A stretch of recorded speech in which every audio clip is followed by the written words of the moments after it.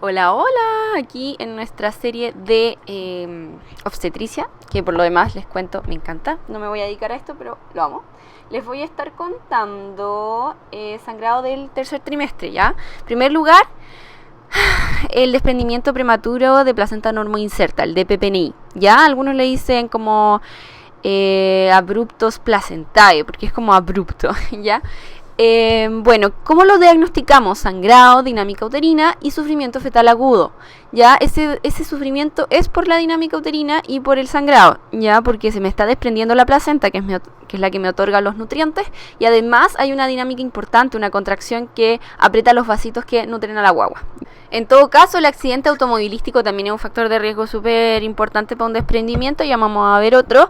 El eco solo me va a mostrar el hematoma, en caso, por ejemplo, de que haya un hematoma retroplacentario, ya en una placenta de inserción posterior. Entonces no es 100% sensible, por lo tanto el diagnóstico es clínico, yo con la sospecha tengo suficiente, si no veo un desprendimiento en la eco no importa, ya esto es una urgencia, súper rápido la forma en que hay que actuar, entonces no hay que quedarse solo con que la eco me va a mostrar el hematoma retroplacentario, porque como les digo, si la placenta está anterior o simplemente no soy capaz de verlo en la eco por a veces motivo, eso no me descarta, ya. Es como la torsión ovárica o la torsión testicular, esas también son diagnóstico clínico y no me voy a basar solo en la eco para hacer el diagnóstico, ya.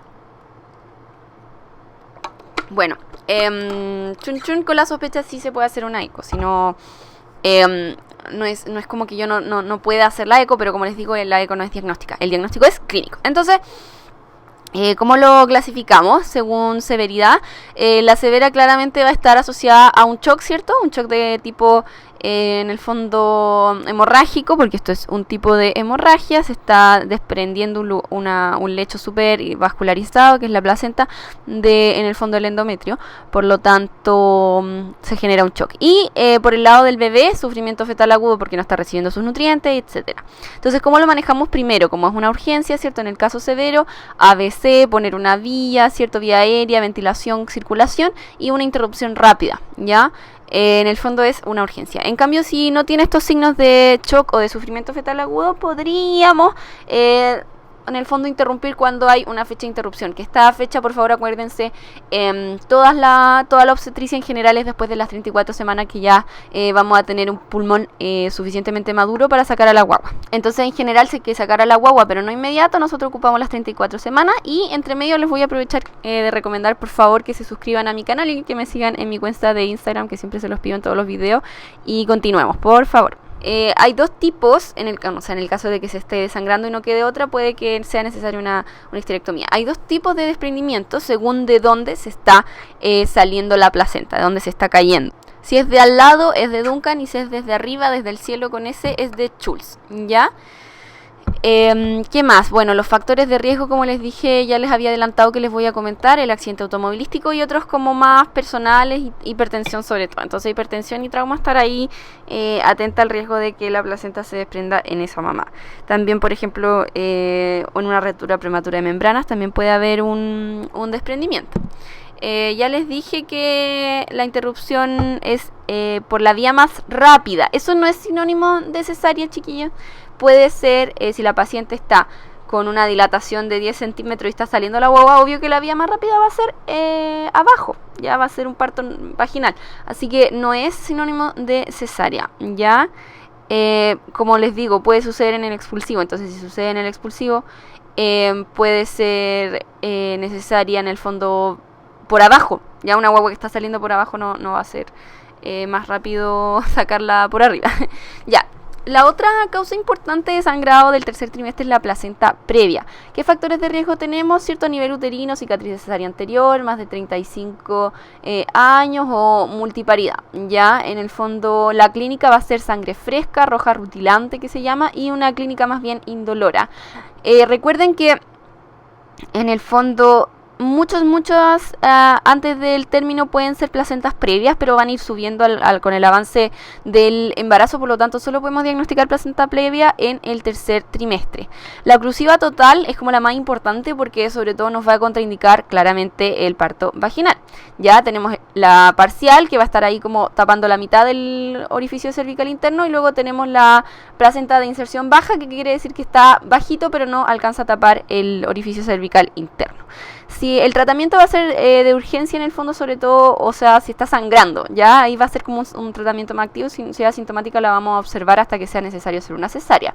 Si está sangrando leve, nosotros podemos interrumpir si tiene más de 36, y si está sangrando ya un poquito más, bueno, ahí es más a criterio. En el fondo, tener presente que la placenta previa va a ser una contraindicación de parto vaginal. Entonces, si la paciente empieza a las, no sé, 37 semanas con dinámica uterina, con trabajo de parto, ¿cierto? Y tiene una placenta previa y tiene 37 semanas, en el fondo lo ideal sería ya ayudarla con una cesárea, porque no podemos dejar que ese trabajo de parto avance, porque ese trabajo de parto no va a resultar, porque hay placenta tapando el orificio por donde tiene que salir la guaguita. Ya esa es la definición de la placenta previa. Todo lo que escuchen como previo también pueden escuchar, no sé, tumor previo. El tumor previo no quiere decir que la paciente tenga un tumor desde antes, quiere decir que el tumor está previo a la guagua, en el sentido de que está anterior en el fondo a la salida de la guagua, ¿ya? Entonces el tumor está tapando de nuevo el orificio cervical interno, para que lo tengan ahí con ojo. Bueno, si es severa, obviamente, si está desangrándose, sufrimiento fetal agudo, bla, bla, bla, obvio que interrumpir al tiro, y aquí sí o sí va a ser por cesárea, ¿ya? Otra cosa que distingue la placenta previa es que no va a tener la dinámica uterina, esa cantidad de contracciones excesivas, muy importante, que va a tener sí el desprendimiento. Entonces, como compararla, ¿cierto? El desprendimiento prematuro va a tener mucha dinámica uterina, un sangrado más oscuro, y va a ser bien doloroso, con harto sufrimiento fetal agudo. La placenta previa va a sangrar rojo, fresco, y la paciente con suerte se va a enterar. Ya, la placenta previa tampoco hace un hematoma. Recuerden que es la placenta que está justo encima del osi. El dolor puede ser más nocturno, ¿cierto? La sangre es bien clarita, bien fresca, porque está ahí saliendo directamente a través del cuello. En cambio, la otra se está juntando, se está formando un hematoma. Entonces esa sangre como que se alcanza a poner más oscurita, ya como más viejita. La rotura uterina es otra causa de sangrado del tercer trimestre, ¿cierto? O puede ser durante el parto, puede ser un poquito antes también. Factores de riesgo: cicatriz, distocias de posición, cirugías previas, que el útero en el fondo no esté en sus condiciones óptimas porque se puede romper. ¿Ya? ¿Cómo se va a presentar? El feto va a estar sufriendo porque en el fondo se va a salir del útero, que es donde tiene que estar normalmente. Se van a palpar más fácil las partes fetales porque va a estar directo contacto con el peritoneo, etcétera. Y se va a perder la presentación, es decir, ya no voy a tocar la cabeza abajito o el potito, ¿cierto? Dependiendo de qué presentación tiene, ya no lo voy a tocar en el polo inferior. Ahora, igual la rotura puede ser completa o incompleta, es decir, que la guagua salga completamente al peritoneo o que quede como envuelta por la serosa que envuelve al útero, ¿ya? Así que ahí va a ser menos terrible. De todas maneras, la cesárea de urgencia es la indicación, porque hay que sacar esa guaguita que está sufriendo, ya que se salió de donde tiene que estar. Así de simple, es una urgencia, ¿bien? Luego tenemos otra causa de sangrado importante, que es la vasa previa, o la rotura en realidad de esa vasa previa. ¿Qué sucede? El cordón se inserta, tiene una...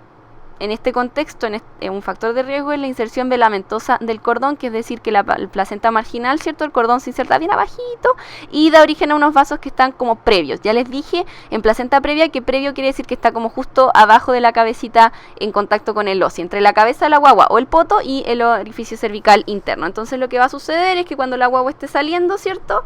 Va a comprimir esos vasos y también se puede romper. Y en el fondo es súper grave, porque si se rompen los vasos que están ahí, ¿cierto? Y tienen más riesgo de romperse porque tiene inserción velamentosa, o bien el feto trata de salir y no los rompe pero los aplasta, ¿cierto?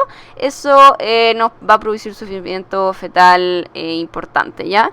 Entonces también va a ser la interrupción, y claramente también va a tener contraindicación de parto vaginal, ¿ya? Eso era la rotura de vasa previa. Y espero que les haya gustado este video, quizás un poco rápido, así que véanlo de nuevo.